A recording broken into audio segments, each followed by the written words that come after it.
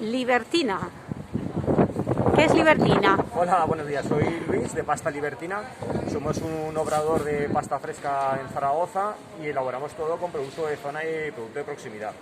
Elaboramos lo que son sobre todo raviolis de rellenos, de producto muy simples y elaborados de una forma muy tradicional, o puede ser un pollo al chilindrón, puede ser un relleno de longaniza con manzana y curry, de ternasco asado con seta y un poquito de foie. También hacemos nuestra variedad de pasta simple y en pasta seca, que es una pasta de pimentón y chía, pasta de aceituna, pasta de tinta con algas. Y nuestra pasta se caracteriza porque el punto de cocción es muy bajo y luego encima son unos sabores muy marcados.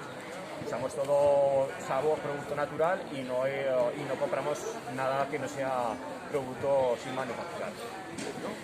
Y lo compramos aquí en el mercado de Parque Venecia todos los sábados. Estamos en el mercado de Parque Venecia todos los sábados, estamos en más de 30 tiendas en Zaragoza y nos podéis encontrar en la página web, tenemos geolocalizadas los puntos de venta.